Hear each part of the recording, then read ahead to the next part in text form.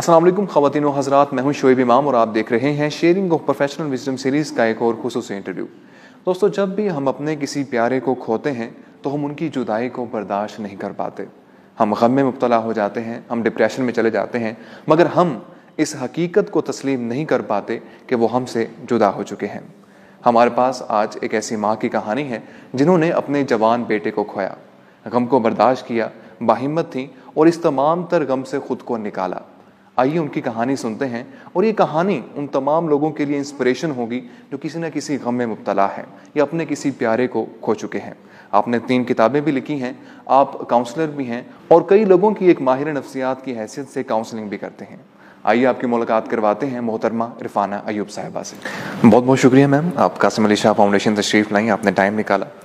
میم، میں شروعات کرنا چاہوں گا یہاں سے کہ آدم جو کہ آپ کے بڑے بیٹے تھے، ان کی وفات سے پہلے آپ کی زندگی کیسے تھی اور ان کی وفات کے بعد آپ کی زندگی کیسے بدلی؟ کیونکہ کسی بھی ماں کے لیے سب سے بڑا دکھ اپنی اولاد کو کھونا ہوتا ہے، اور اس کے بعد اس کو تسلیم کرنا اور اللہ تعالیٰ کی رضا میں راضی ہو جانا کسی بھی انسان کے لیے بہت بڑا کام ہوتا ہے۔ تو آپ نے یہ تمام تر اسٹیجز کو کس طرح اچیو کیا؟ لیکن یہ تمام تر چیزیں جاننے سے پہلے میں جاننا چاہوں گا کہ آپ کی زندگی پہلے کیسی تھی اور آپ کے بڑے بیٹے آدم کی وفات کے بعد آپ کی زندگی میں کیا تبدیلی آئی؟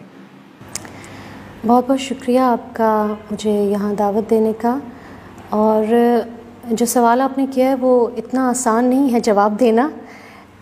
آدم کے جانے سے پہلے کی زندگی بہت مختلف تھی، بالکل نارمل زندگی تھی جس میں ہم اکثر میجورٹی جو ہے ہماری اپنی دنیا میں مگن ہوتی ہے، اور اس میں الحمدللہ میری بہت ہی خوشگوار زندگی جس میں کوئی دکھ نہیں تھا، اور مجھے آنسوؤں سے اور دکھوں سے کوئی خاص جسے کہتے ہیں کہ کچھ زیادہ اندازہ نہیں تھا، اور نارمل سی زندگی تھی اور چلتی چلی جا رہی تھی۔ لیکن اگر میں پیچھے مڑ کے دیکھتی ہوں آج سے 10 سال پہلے، تو آدم کی زندگی کا میری زندگی سے جانا ایک جسے کہتے ہیں نا کہ ٹرننگ پوائنٹ ہوتا ہے، آپ کمپلیٹلی ایک یو ٹرن لیتے ہو۔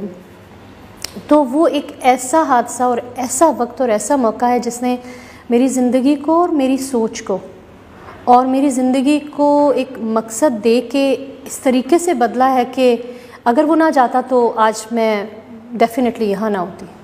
اس کے بعد یہ تھا کہ بہت سے سوال تھے جو میں پوچھتی تھی اپنے آپ سے کہ ایک دم سے جب آپ کی زندگی سے کوئی بہت اہم شخص چلا جاتا ہے تو کیوں چلا جاتا ہے اور کہاں چلا جاتا ہے؟ تو اس کے جانے نے پھر مجھے ان سوالوں کی جستجو میں لگا دیا کہ میں جواب حاصل کروں، اور ان جوابوں کو حاصل کرنے کے لیے میرے خیال ہے کہ میں اپنے رب کے قریب ہوئی، قرآن کے قریب ہوئی، اس کی سمجھ کے قریب ہوئی۔ تو پھر مجھے آہستہ آہستہ جواب ملنا شروع ہوئے تھے، اور جب جواب ملنے شروع ہوئے تو وہ چینجز جو ہوتے ہیں آٹومیٹکلی آپ کی پرسنالٹی میں آنا شروع ہو جاتے ہیں، اور وہ پھر مجھے لگا کہ مجھے میرے راستے بننے لگ گئے۔ صحیح۔ اور وہی راستے مجھے لکھنے اور کتابوں اور لوگوں کے قریب لے کے آئے، ان کے دکھوں کے قریب لے کے آئے۔ تو کمپلیٹلی میری زندگی کا جو ہے نا ایک نیا ہی راستہ، جیسے ہوتا ہے کہ آپ راؤنڈ اباؤٹ تک پہنچتے ہو، آپ کو یہ نہیں پتہ ہوتا ایگزٹ کون سا لوں، وہ کچھ کلیئرٹی آنا شروع ہوئی، اور وہ سب کا سب سفر، یہ 10 سال کا سفر جو تھا وہ اس کے جانے کے بعد ہی بنا اور اس کے جانے کی وجہ سے بنا۔ تو وہ میری وجہ ہے۔ صحیح۔ بہت سی وجوہات جو ہیں، اس کے بعد آدم کا نام آتا ہے اور میں رک جاتی ہوں، اس نے دکھایا راستہ رب کی طرف سے، مگر وجہ وہی تھا۔ صحیح، وجہ وہی تھا۔ صحیح۔ میم، آگے بڑھنے سے پہلے میں تھوڑی سی معذرت بھی چاہوں گا کہ میرے کچھ سوالات جو ہیں وہ آپ کو ماضی کی طرف لے کے جا رہے ہیں، اور کچھ تکلیف دہ یادیں ہیں جو میں تازہ کر رہا ہوں اپنے سوالوں کے ذریعے۔ میم، جب بھی ہم کسی اپنے پیارے کو کھوتے ہیں تو ہم سب سے پہلے تو تسلیم ہی نہیں کر پا رہے ہوتے، جی، ہم ان کو اپنے یادوں میں محسوس کر رہے ہوتے ہیں، لیکن جب فزیکلی وہ ہمیں نظر نہیں آتے تو ہم خود بھی کنفیوژن کا شکار ہو جاتے ہیں اور اس حقیقت کو تسلیم نہیں کر پا رہے ہوتے۔ صحیح۔ میم، اس حقیقت کو کس طرح تسلیم کیا آپ نے اور سرخم کیا اللہ تعالیٰ کی رضا میں، اور آپ نے اپنے اندر یہ صبر و تحمل کس طرح پیدا کیا؟ یہ سب سے مشکل سٹیج ہے جو سوال آپ نے کیا ہے، کہ جب ہم کسی اپنے کو کھوتے ہیں تو جو سٹیجز ہوتی ہیں وہ ایک سٹیج نہیں ہے کہ ہم نے کھو دیا اور اس کے بعد ہم نے مان لیا کہ وہ بندہ چلا گیا۔ یہ واقعی بہت انتہائی مشکل مرحلہ ہوتا ہے ایکسیپٹ کرنے کا کہ ایکچولی وہ بندہ چلا گیا، اور ریالٹی یہ ہے کہ وہ ظاہر ہے آپ کی سوچوں میں، آپ کی یادوں میں، آپ کے ہر پل میں آپ نے اس کو یاد بھی کرنا ہے، اور اچھا لگتا ہے انسان کو، پیچھے رہنا، ماضی میں رہنا، اور ہر سال کوئی بات ہوگی، کوئی امپورٹنٹ ایونٹ ہوگا اور آپ واپس یادوں میں جاتے ہو، اور اس میں رہنا ٹھیک لگتا ہے انسان کو، لیکن وہ ریالٹی نہیں ہوتی ہے. اس میں سے نکلنا اس کی بہت سی سٹیجز ہیں. میں ہمیشہ کہتی ہوں سائیکل آف گریف کو جو آپ پڑھتے ہو، دیکھتے ہو، سمجھتے ہو، تو سب سے پہلا تو ڈینائل ہی ہوتا ہے کہ آپ ڈینائل میں ہو کہ یہ میرے ساتھ ہوا، اور پھر بہت سا اینگر ہوتا ہے کہ میرے ساتھ ہوا تو کیوں ہوا، پھر وہ نیکسٹ کویسچن ہوتا ہے. تو ایسے بہت سے سوال ہوتے ہیں جو اینڈ پہ لا کے آپ کو ایکسیپٹنس پہ لاتے ہیں، لیکن اس ایکسیپٹنس پہ آنے میں لوگوں کو زمانہ لگ جاتا ہے. اس زمانے میں 10 سال بھی لگ جاتے ہیں، 2 سال بھی لگتے ہیں، لیکن اس میں آپ کی اپنی شخصیت کا بہت بڑا کردار ہوتا ہے اور اللہ کی مدد. تو میں بہت پریکٹیکل بندہ ہوں. آئی تھنک ایک یہ چیز آپ کو مدد کرتی ہے کہ آپ پریزنٹ میں رہو. آپ کی زندگی کے بہت سے، صرف ڈیتھ کا مطلب ایک لاس کی بات نہیں ہے، کسی بھی مسئلے میں جب آپ پریزنٹ میں رہتے ہو تو آپ کے حالات ویسے ہی بہتر ہونے لگ جاتے ہیں.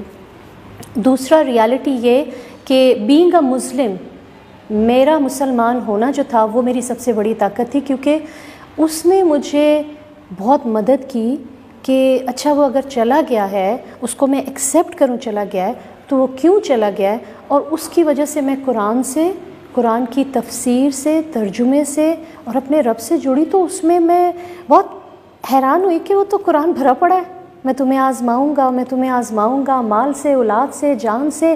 تو مجھے ایسے لگا کہ یہ تو سب کچھ تھا، پہلے سے ہی تھا. کمی تو میرے میں تھی کہ میں اس کو پڑھ کے ریڈی نہیں کر سکی اپنے آپ کو. تو جتنا جلدی ہم ریڈی کر لیں اتنا جلدی. جب آپ دیکھیں، آپ کو پتہ ہو کہ موسم وہ جو ویدر کا جو فورکاسٹ آتا ہے اور اس میں پتہ چلے کہ کل بہت سردی پڑنی ہے، تو آپ کیا کرو گے؟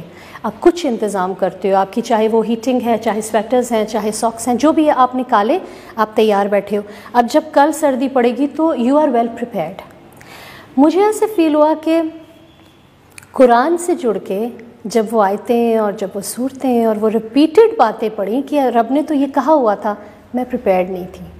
یعنی میں نے یہ کبھی سوچا نہیں تھا کہ کوئی ایسا لاس جو رب کہہ رہا ہے صحت سے اور مال سے اور اولاد سے. تو آئی وڈ سے کہ جتنا آپ پریپیئر ہو اتنی جلدی آپ کو ایکسیپٹ کرنا آ جائے گا. تو even though I wasn't prepared, لیکن پھر میں نے اپنے آپ کو پریپیئر کرنا شروع کیا کہ ٹھیک ہے اللہ تعالیٰ یہ ہو گیا، اب مجھے اسٹرینتھ چاہیے. پھر باقی سارا معاملہ دعائیں کہ اللہ تعالیٰ یہ ہو تو گیا ہے.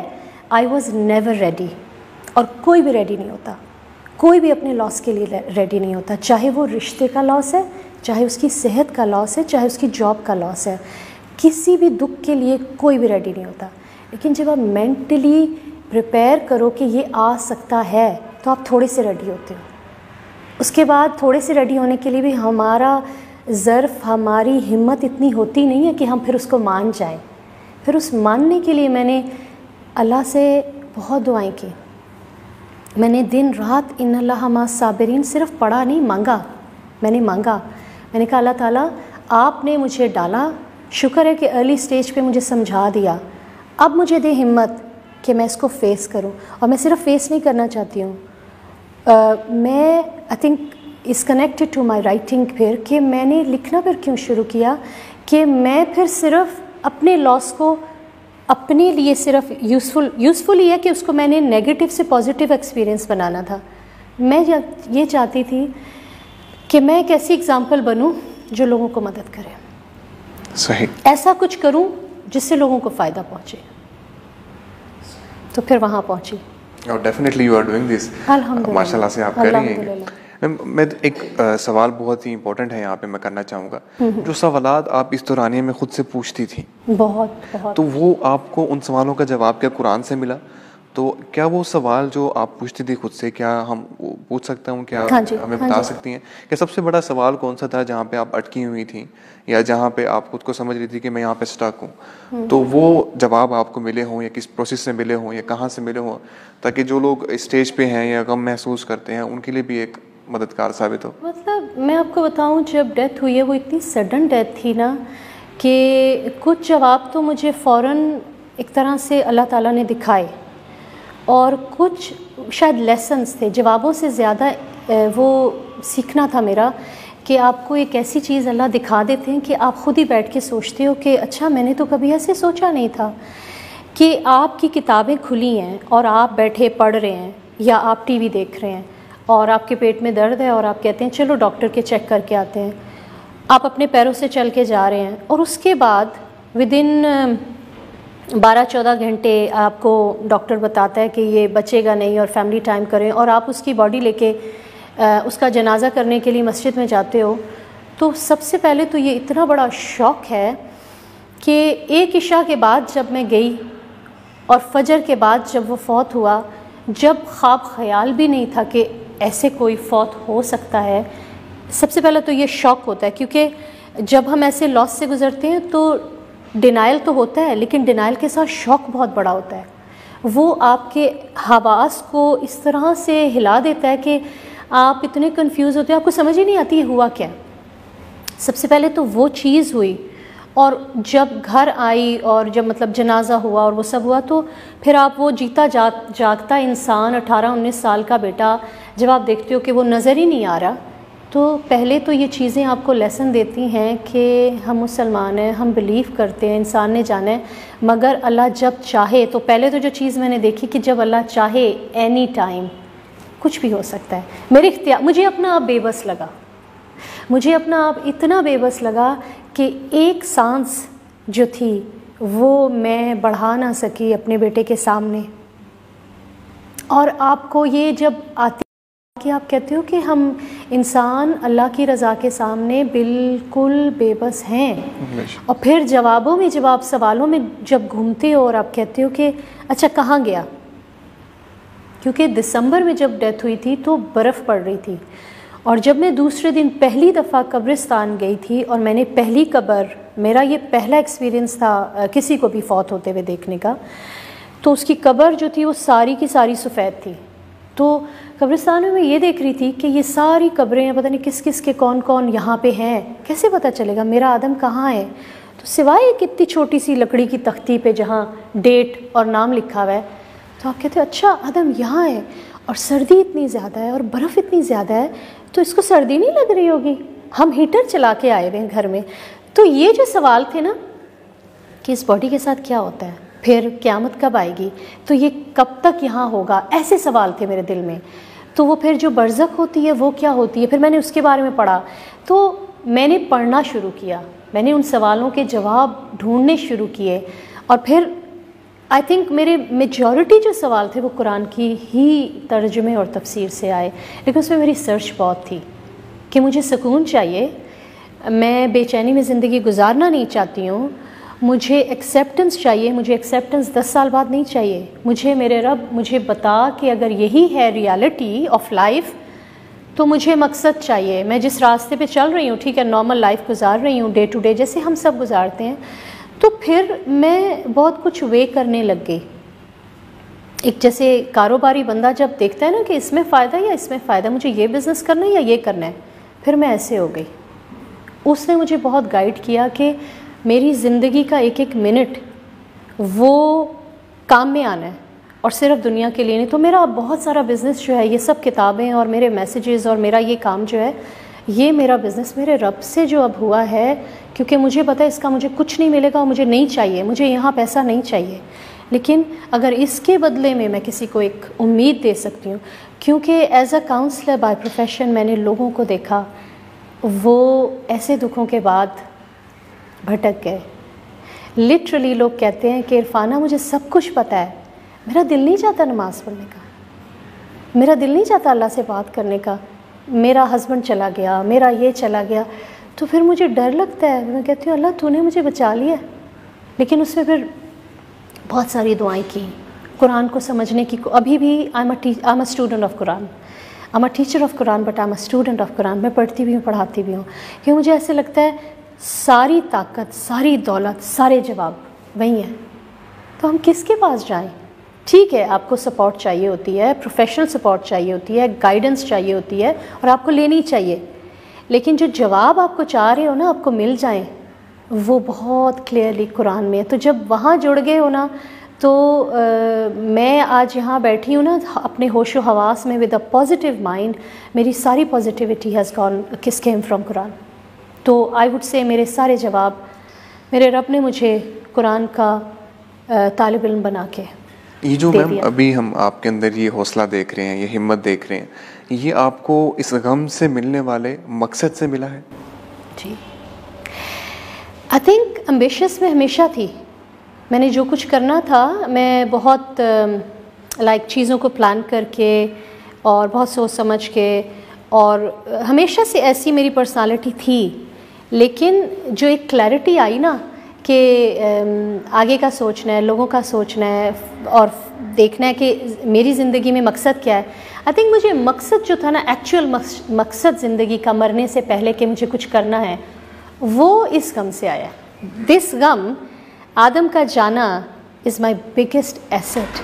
میں یہ سمجھتی ہوں کہ اس کو میں ہمیشہ جب بھی کہتی ہوں تو لوگ بہت عجیب سے اس سے دیکھتے ہیں مجھے, کہ میں اس کے جانے کو بلیسنگ سمجھتی ہوں. واقعی وہ ایک نعمت تھی جو میرے رب نے مجھ سے لے لی, لیکن اس کے بدلے میں جو مجھے دیا ہے نا, جو اویئرنیس دی ہے, جو مقصد دیا ہے, وہ میں اب بھی کہتی ہوں کہ ہاں دل روتا ہے, آنکھوں میں آنسو آتے ہیں, میں اس کو یاد کرتی ہوں.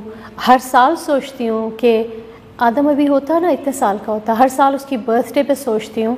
اس سال آدم 28 کا ہو گیا ہے ماشاء اللہ. تو وہ سب ہوتا ہے, لیکن میں ہمیشہ سوچتی ہوں کہ دیکھیں کوئی بھی قربانی چھوٹی نہیں ہوتی ہے, اور کوئی بھی جو ریوارڈ ہوتا ہے نا وہ اسی لیول کا ہوتا ہے جتنی قربانی آپ نے دی ہوتی ہے. اب ہم کہیں چھوٹا سا امتحان دے دیں 5ویں کلاس کا اور ڈگری مل جائے, ایسے تو نہیں ہوتا نا. آپ نے اسی لیول کا امتحان دینا ہے جس لیول کی ڈگری ملنی ہے. تو مجھے لگتا ہے کہ آدم کا لاس جو تھا بہت بڑا لاس تھا, لیکن پھر اس نے مجھے, اللہ نے مجھے اس کے بدلے میں بہت کچھ دیا, بہت آگہی دی, بہت کلیئرٹی دی میرے مقصد کو اور میری سمجھ کو, الحمدللہ. میم ایک سائیکل مجھے آپ بتا رہی تھی آف دا کیمرہ, جسے ہم کہتے ہیں cycle of grief, cycle of grief.